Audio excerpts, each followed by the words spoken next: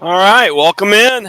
You know what time it is. It is time for TNL Postgame Live, brought to you by the good folks over at Paul Davis Restoration here in Starkville. When disaster strikes, well, once again, when you need a name you can trust, Paul Davis Restoration is here to help you recover from water, fire, mold, and storm damage 24/7. Their expert team provides fast professional service to restore your home or business to its original condition. But they don't just stop at restoration. They offer property improvement services to make your space better than ever. Paul Davis Restoration, because your recovery and property improvement are their priorities. Call them at 662-769-7285, and they can bring your property back to life. Who will bring Mississippi State football back to life? Currently not in that kind of a situation for Mississippi State. Another not tough loss isn't the right word. It's not a tough loss when you lose by 17 and you're never really in the game to begin with outside of the first quarter. But it's a bad loss, and it's not a loss that's going to inspire any confidence when your next two games are against the number one and number two teams in the nation. But 45-28 is the final score in this one. I will not put the blame anywhere but the defense in this particular game. 503 yards of total offense. Florida's quarterbacks are a combined 26 of 28 for 277 yards and three touchdowns. Guys, if you know football, you know that going 27 of, what was it again? Let me make sure I have it right. 26 of 28 in a practice situation with no pressure in shirts and t-shirts and shorts is going to be a difficult thing. That is an unbelievable statistic. You go back to last week with what Toledo was able to do. Their quarterback came in throwing 48% of his passes, completing 48% of his passes, and he completes over 80%. And today, that is a 93% completion rate for the Florida Gators. On the ground, 6.3 yards per carry for the Gators. Just gash Mississippi State defensively. Florida had two touchdowns called back. One on a overturned call. The runner was ruled down. Another one on a illegal blindside block. That was, in my opinion, a controversial call. I did not feel like it was a blindside block. It was a really hard hit. And if you wanted to maybe say unnecessary roughness, I don't know that I would agree with you, but that would have made a lot more sense.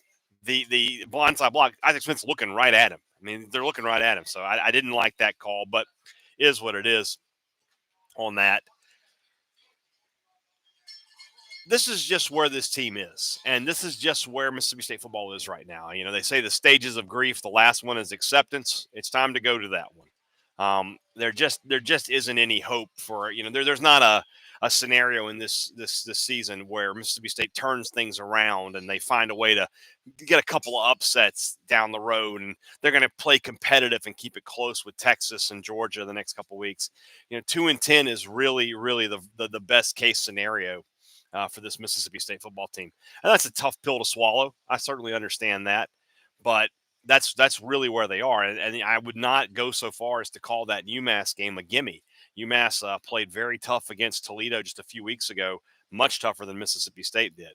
A lot of you guys are already starting to get out on Lebby. I'm willing to let the way the recruiting is looking. Picked up some big commitments this week. Looks like State's going to be in a good spot in the NIL space.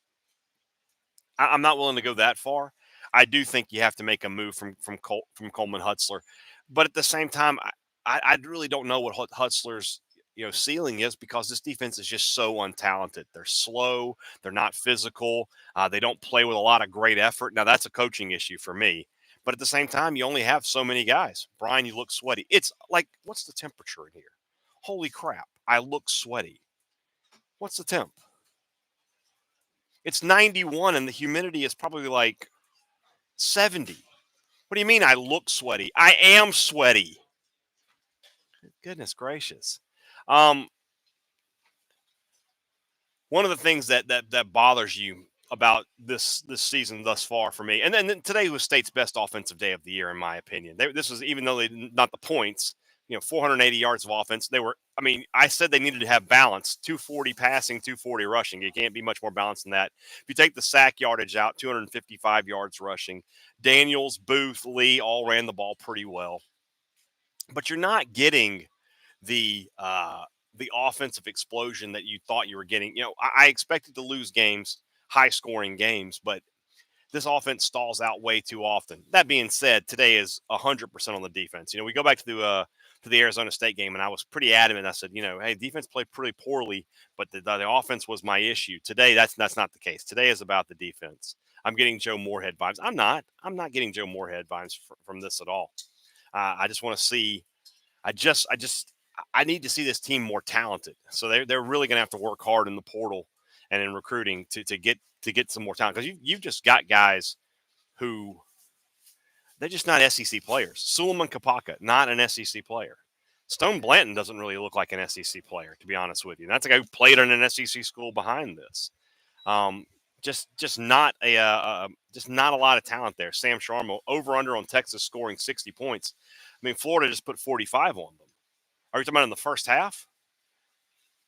Absolutely, I would take the over on that. It'd be almost impossible.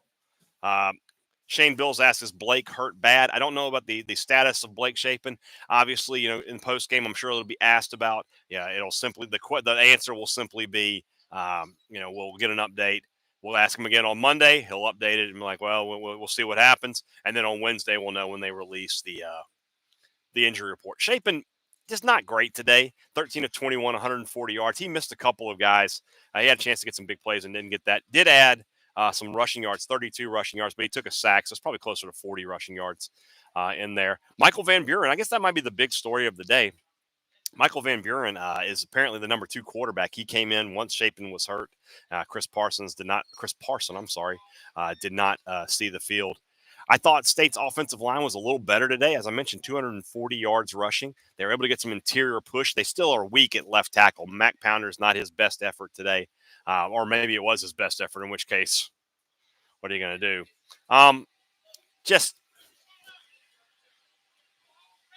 I knew that when this season started that, the 6-6 prediction was kind of my my best case scenario. I didn't think State had a really good chance of being over 6. I was like, and so in best case scenario, what does that mean? It means that everything has to go right.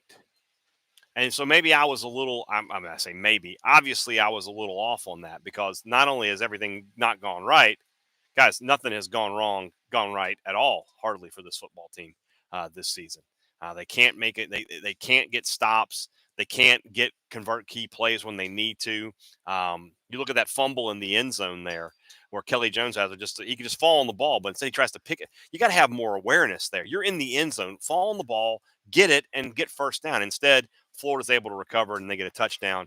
And not saying that that's the game or anything like that, but it just is an issue. Shapen needs to look downfield more. He is starting to take those checkdowns a little bit more. The second play of the game, he had Craver wide open down the field and took a short check down there, and it was just not great for Mississippi State there.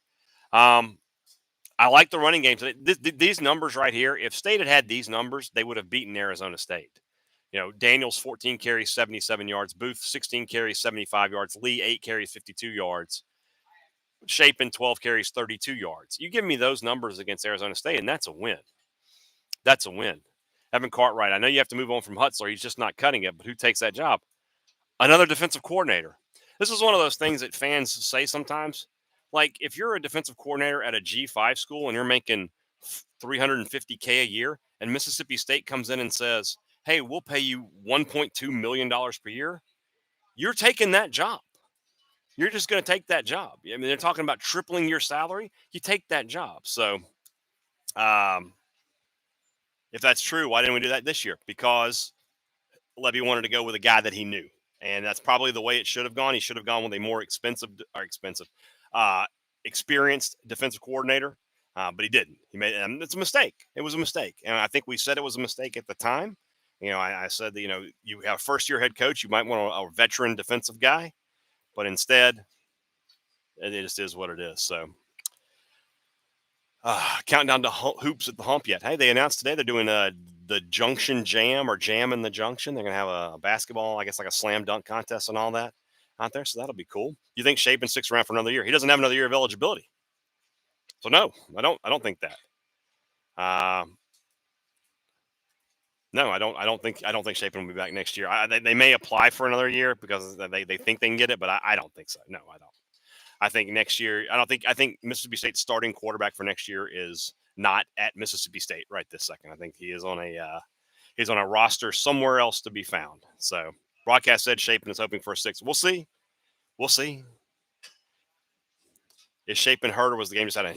I think he was injured. I believe he injured his arm. They took him out of the game. He was in the locker room. So there you go. Goodness gracious. Looking at the schedule, it's just so incredible. I mean, your next two games are against the number 1 and number 2 teams in the nation. You're 1-3. You've lost to Arizona State, Toledo, Florida. I mean, these are not great teams. By the way, this will be a thing that is true tomorrow, and that's there is no greater boondoggle in college sports than these bowl games. 2 reps from the Orange Bowl were here today. Why? Why are representatives from a bowl that is part of the college football playoff here at Mississippi State, Florida? Neither one of those teams are going to have any shot to be in that situation. Why are they here? They just want to see a free college football game and walk around in their orange blazer in 90-degree weather. Why are you here? I don't know the answer to that. Braden Parker, why try speed option on the goal line? It was open. If the pitch is good and he holds onto the pitch, he walks into the end zone. That's not an issue. The play call was fine. The execution was poor. Sometimes I'm just, I coaches say that a lot, and a lot of times I don't agree with it. In that case, I agree with it. The play was there to be a touchdown. So I don't have a problem with that. A lot of you guys like Michael Van Buren. Guys, you really want to go into a season next year with a guy who's going to be a redshirt freshman who's maybe played in 4 games? I mean, he's 7 of 13 today for 100 yards, 5 carries for -5 yards. You saw enough? You saw enough there? Come on, guys. Come on. So you're going to go into next year with Michael Van Buren, Camario Taylor, and who? Who's the third quarterback? You're going to get a transfer. Just stop. What has Shapen done? It is irrelevant what Shapen has done. I'm talking about for next year. You can't just say we're going to roll with Van Buren out there. No chance. No chance. Parson, I would be surprised if Parson has been beaten out by Van Buren, he's not going to stick around, I don't think. So expense accounts aren't going to expense themselves. Rob Hadaway with some wisdom there. No question about that. We are all just sad, Brian. I get it. I understand. This is tough. I get it. But it is what it is. And it's just not we need that's the if you take nothing else away, and I hate that you have to take this away. I really do. But if you take nothing else away from this, you just have to understand that if you are sitting there thinking sits all the bowl reps visit MSU annually. Okay. I mean, then visit. You don't have to be wearing that blazer, man. It's hot out here. The thing you have to take away is that there's no miracle fix here. There's no quick cure. There's no. This is just going to continue to get worse. There is a strong chance this is a 1-11 season.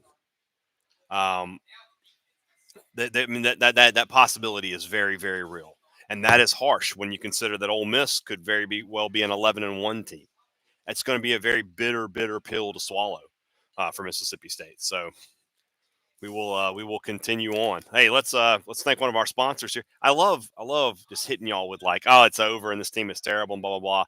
Let's talk about one of our sponsors. I know they appreciate that, but our good friends over at Lazy Guys, they're open today, so you can call them right now. If you're watching college football in Starkville or Columbus and you don't want to get off the couch, ditch DoorDash, unload Uber Eats, go local with Lazy Guys. Use the promo code MSUNIL to save $3 on your order and make a $1 donation to the Bulldog Initiative. That's where the $8 million came from. 8 million Lazy Guys orders have come through in the past couple of weeks, and they were able to make this donation. So thanks to Lazy Guys, $8 million donation. For orders of $50 or more, you can get $10 off and make it $5 in initiative with the code MSUNIL50. Download the Lazy Guys app or go to lazyguys.com. If you don't want to leave the couch during the game or you don't feel like fighting the crowds at the store, if you're picking up groceries for dinner or you just want to pick up dinner itself, make sure you go local, support the Bulldog Initiative, and call Lazy Guys. MSU's defense, a.k.a. Lazy Guy. I tell you what, man, crowd looks subpar from TV. What was it like in person? We don't do that here. We don't talk about the crowd. I mean, you saw it on TV. That's what it was. what you thought it was. So, Brian, send me a chair to Italy. I'm not going to Italy. My buddy Robert St. John's going soon. You can get on board with him. He'll get you a chair.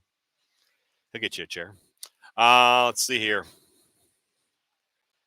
Bad football and my catharsis has now been interrupted by commercials from both Kamala and Trump. I'm sorry. I have no control over that.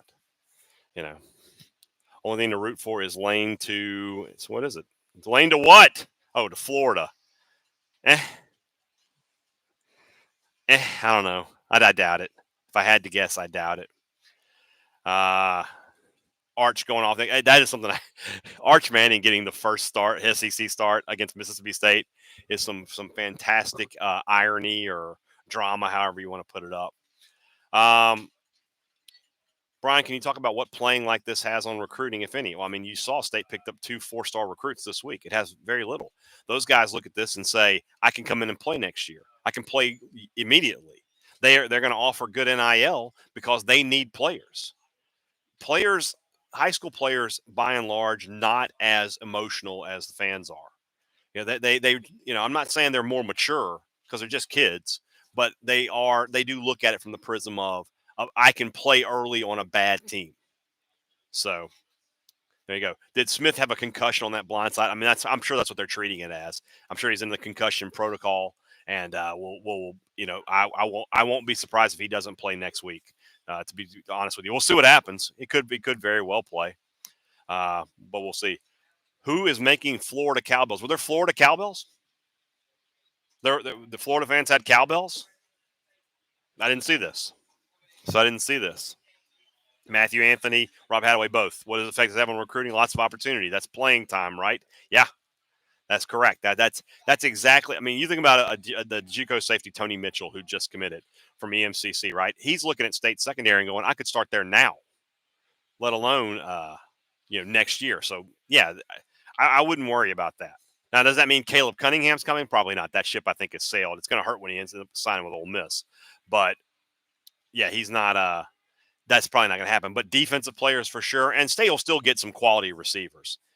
They still will. So moving on from that, do you chalk the awful tackling to coaching technique or just a tackling issue? They're just not talented. They're not talented. The coaching technique probably doesn't help, but you just got guys, they can't get to the edge. They're not strong enough physically.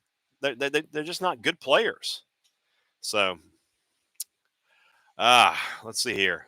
What's going on in the Arkansas game? What's the score of that game? I took Arkansas in the pick'em with Robbie. Let's do a quick look around the SEC here, I guess. Nothing there in Arkansas. What's the SEC schedule this week? SEC schedule. We're doing this live, guys. This is free content. Free content I'm giving you guys right here. Let's see here. That's not what we want.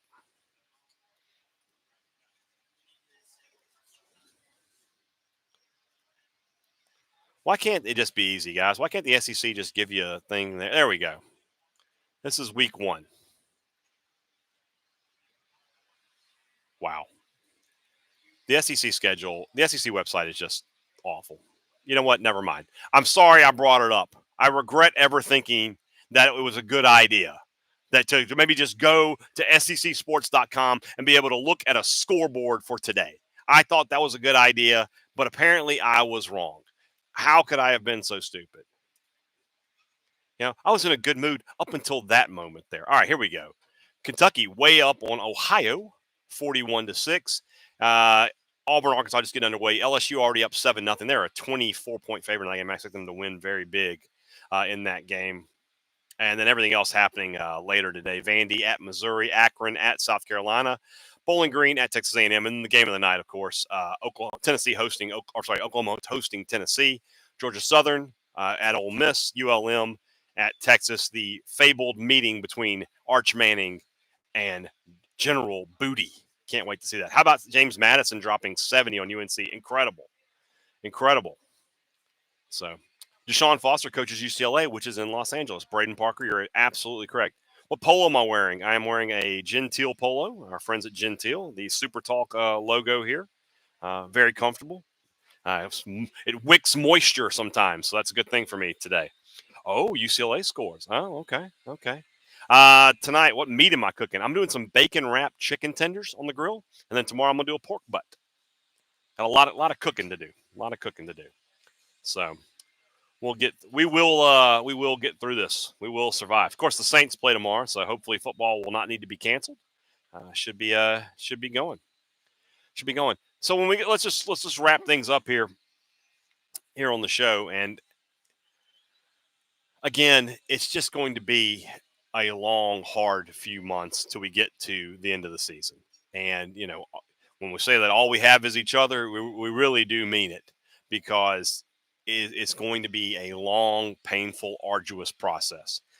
State is unlikely to win more than one game this season. They would probably be a minimum of a 17-point underdog to everybody else they play except for UMass. And I'm telling you, even Arkansas would probably be a big favorite against Mississippi State. 40 points. There's a possibility that ULM minus 44.5 or plus 44.5 underdog is closer than State would be to Texas in terms of the line, and it could end up being that way. So we do it. Do we upset Arch and Texas at home next year? Man, I can't even begin to. I don't know what State's roster is next year. We can't even do that. We cannot have that discussion. Not even close. So we just stick together, and I'm here for you. Robbie's here for you, and we'll be here for you the whole season long as we go through on Thunder and Lightning. Let's wrap it up. Guys, have a great rest of your Saturday. Enjoy the rest of the day of college football. If you're cooking out, have a good one. Want to thank, let's do our Paul Davis Impact Player of the Game. When you need an impact player, Paul Davis is who to call. I'm going to go with Johnny Daniels. This 2 weeks in a row, I've been impressed by him. 14 carries, 77 yards. He had a touchdown as well. Did he have a catch? No catches today.